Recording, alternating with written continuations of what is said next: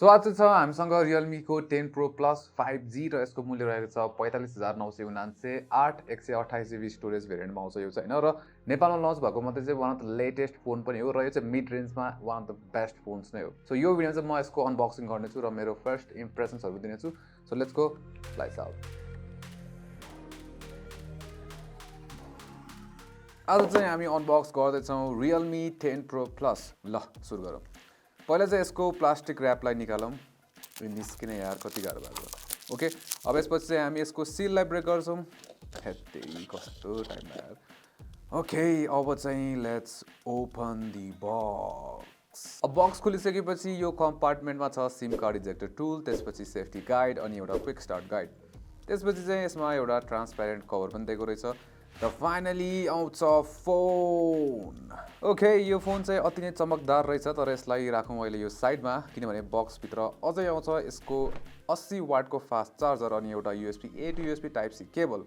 अब यो फोनको डिजाइन चाहिँ दामी देखिन्छ। जुन यो क्यामेरा सेटअप छ दामी छैन, दुईटा सर्कुलर रिङ अनि यो तलकोपट्टि चाहिँ दुईटा सेन्सर छ यहीँनिर। त्यसैगरी यसमा चाहिँ एउटा प्याटर्न पनि छ हैन, यो कलर भेरिएन्ट हाइपरस्केप भन्ने कलर भेरिएन्ट हो। यसमा चाहिँ यो के छ भन्दा प्रिजम एक्सेलरेसन प्याटर्न भनेर दिएको छ। यसमा चाहिँ के हुन्छ भने ठ्याक्कै यो लाइट परेअनुसार चाहिँ त्यो चेन्ज हुँदै जान्छ के प्याटर्नमा है। त्यो चाहिँ दामी छ। नेबुला ब्लू र अर्को चाहिँ डार्क म्याटर भन्ने कलर छ, त्यसमा चाहिँ यो प्याटर्न चाहिँ आउँदैन। त्यसैगरी यो प्लास्टिक ब्याग हो, प्लास्टिक फ्रेम पनि हो हैन र फोन चाहिँ निकै स्लिम पनि छ, 7.8 मिलिमिटर हो। त्यसैगरी यो लाइट पनि छ, 107.5 ग्राम्समा त वेट गर्छ हैन। सो जेस ओभरअल राम्रो छ बिल्ड क्वालिटी फोनको पनि। त्यसैगरी अब यसमा चाहिँ के छ भने अगाडिबाट हेर्दाखेरि चाहिँ हुन्छ नि राम्रै देखिन्छ के, जुन बिचमा होल पन्च दिएको छ हैन र यो कर्ड भएको कारणले गर्दाखेरि अगाडिबाट पनि त्यो बेल्सहरु निकै कम देखिन्छ। प्लस तलको चिन पनि निकै यो सानो छ के यसमा है।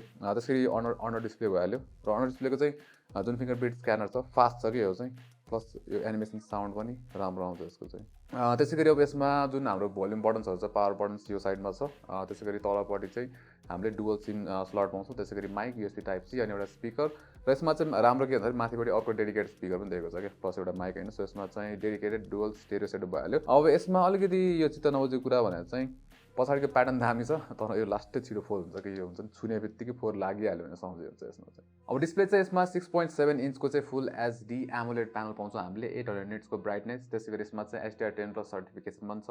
प्लस यसमा हामीले DCI P3 100% कलर ग्यामेट पाउँछौँ हैन र 2160 Hz को PWM डिमिङ जुन चाहिँ मोबाइलमा वान अफ द बेस्टै हो है, त्यो पनि पाउँछौँ। र डिस्प्ले चाहिँ हेर्ने बित्तिकै थाहा हुन्छ कि लाइक एकदमै दामी छ, भाइब्रेन्ट छ हैन, कलर्सहरु निकै राम्रो देखिन्छ, पपिङ देखिन्छ।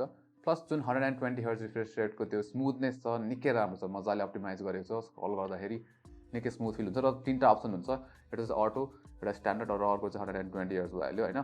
त्यसैगरी यसमा चाहिँ अब HDR10+ सर्टिफाइड भए पनि नेटफ्लिक्सले चाहिँ आई थिंक लिस्ट गरेको छैन अहिलेसम्म। सो नेटफ्लिक्समा चाहिँ HDR सपोर्ट गरेको छैन तर वाइड ब्यान्ड L1 सर्टिफिकेसन चाहिँ छ। तर युट्युबमा चाहिँ हामीले HDR भिडियो प्ले गर्दाखेरि चाहिँ मजाले नै चलिरहेको थियो। अब Realme 10 Pro Plus को चाहिँ हार्डवेयर पनि निकै राम्रो छ हैन। यसले चाहिँ MediaTek को Dimensity 1080 भन्ने चिपसेट युज गर्छ जुन चाहिँ निकै राम्रो छ परफर्मेन्स यसको हैन। हुन्छ नि डेली लाइफमा एकदम स्मुथ छ कि, चलाउँदाखेरि निकै फास्ट फिल हुन्छ, रेस्पोन्सिभ फिल हुन्छ। एप खोल्दाखेरि होस्, स्विच गर्दाखेरि निकै फास्ट छ, प्लस गेम्सहरु पनि मजाले चल्न सक्छ है। सो अहिलेको लागि चाहिँ हामीले PUBG मोबाइल मात्र इन्स्टल गरेर हेरेको थियौँ। सो तपाईले अब यसमा एक्सट्रिम FPS को लागि चाहिँ स्मुथ सेटिङ्समै खेल्नुपर्ने हुन्छ, नत्र चाहिँ तपाईले अल्ट्रा HDR सेटिङ्ससम्म चाहिँ मजाले खेल्न सक्नुहुन्छ यसमा। अब सेन्सर्सहरु चाहिने जति सबै छ, म्याग्नेटिक इन्डक्सन, त्यसैगरी लाइट प्रोक्सिमिटी, एक्सेलरेसन, गाइरो हैन सबै छ। त्यसैगरी अब इन डिस्प्ले फिङ्गरप्रिन्ट सेन्सर त भइहाल्यो है। त्यसैगरी यसमा चाहिँ जुन स्पिकर सेटअप मैले भने डुअल स्पिकर सेटअप निकै राम्रो छ के, लाउड छ हैन, प्लस क्वालिटी पनि राम्रो छ, त्यो डेप्थ फिल हुन्छ हल्का हैन। अब एकदम फ्लेक्सिबल लेभल छैन तर यसमा चाहिँ 200% भोल्युम भन्ने पनि गर्न मिल्छ हैन, तर त्यसमा चाहिँ क्वालिटी अलिक डिस्टर्ट हुन्छ कि। सो 200% भोल्युममा चाहिँ एकदम लाउड सुनिन्छ तर अलिक डिस्टर्टेड सुनिन्छ। त्यसैगरी यसमा चाहिँ जुन ह्याप्टिक फिडब्याक छ त्यो पनि निकै राम्रो छ। Realme ले चाहिँ अब ट्याक्टाइल इन्जिन 2.0 भनेर भनेको छ हैन र निकै राम्रो छ, हुन्छ नि रेस्पोन्सिभनेस। त्यसैगरी जुन त्यो क्रेस्ट फिल हुन्छ नि ह्याप्टिक फिडब्याकको चाहिँ निकै राम्रो छ, प्लस तपाईले कस्टमाइज पनि गर्न सक्नुहुन्छ यसको स्ट्रेच चाहिँ भित्र गएर। अब त्यसैगरी क्यामेराजको कुरा गर्दाखेरि चाहिँ यसमा चाहिँ हामीले 108 मेगापिक्सलको मेन सेन्सर पाउँछौँ। त्यसैगरी 8 मेगापिक्सलको अल्ट्रा वाइड एंगल सेन्सर र 2 मेगापिक्सलको चाहिँ यसमा म्याक्रो सेन्सर दिएको छ र अगाडिपट्टि चाहिँ 16 मेगापिक्सलको चाहिँ सेल्फी क्यामेरा दिएको छ है। अब फोटो क्वालिटीको कुरा गर्ने हो भने के छ भन्दाखेरि मेन क्यामेराबाट चाहिँ राम्रो छ, साफ देखिन्छ फोटोजहरु। त्यसैगरी जुन कलर छ भाइब्रेन्ट देखिन्छ हैन, जस राम्रो छ ओभरअल फोटोजहरु। र डे लाइटमा मात्र हैन, मैले चाहिँ लो लाइट सिचुएसनमा खिच्दाखेरि पनि राम्रो लाग्यो है रिजल्ट्सहरु चाहिँ। त्यसैगरी अब जुन अल्ट्रा वाइड एंगलको जुन फोटोजहरु छ हैन राम्रै छ, तर कलर चाहिँ ठ्याक्कै जुन मेन सेन्सरसँग म्याच हुन पर्ने त्यो चाहिँ अलिकति मलाई त्यस्तो फिल भएन म्याच भएको जस्तो हैन। त्यसैगरी म्याक्रो चाहिँ अब युजली नराम्रो हुन्छ हैन मोस्ट अफ द फोनहरु, तर यसमा चाहिँ मलाई ठिकै लाग्यो म्याक्रोको जुन फोटोजहरू छ त्यो पनि हैन। त्यसै गरी सेल्फीको कुरा गर्दाखेरि चाहिँ सेल्फीजमा जस राम्रै आउँछ, सेल्फीजहरू सार्पमै देखिन्छ, प्लस फेसमा रिडियस पनि राम्रो छ र एचडिआर पनि राम्रै काम गरेर आउँछ। अब यसमा ब्याट्री चाहिँ 5000 mAh को दिएको छ हैन। अब यो भनेको चाहिँ तपाईले एक दिनभन्दा बेसी मजाले चलाउन सक्नुहुन्छ।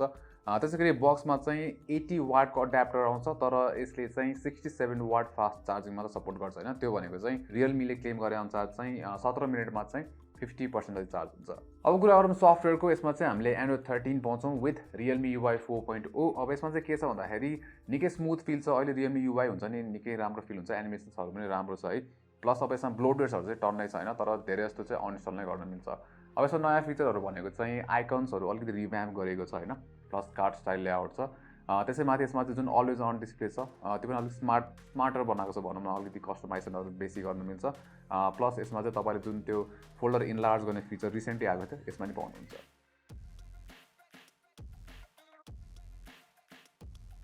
So Realme 10 pro plus 5G अब यसको प्राइस चाहिँ 45,979 छैन। यो चाहिँ अलिकति प्रिमियम नै फोन भनौँ न, मिड रेन्ज भए पनि हैन, तर प्राइसको लागि जुन यसको डिजाइनहरूदेखि लिएर हुन्छ नि, ओभरअल हुन्छ नि, डिस्प्ले, स्पिकर, सबै कुरा के हार्डवेयर सबै निकै राम्रो देखिन्छ। जे ओभरअल निकै राम्रो फोन। सो यो भिडियोमा चाहिँ यति नै। राम्रोमा लाइक गर्नुहोस्, सेयर पनि गर्नु होला र यस्तै कन्टेन्ट्सहरूको लागि च्यानललाई सब्सक्राइब गर्नुहोस् र त्यहाँबाट त्यो बेल आइकन दिनु होला फर नोटिफिकेसन्स। अनि नेक्स्ट टाइम, नमस्ते।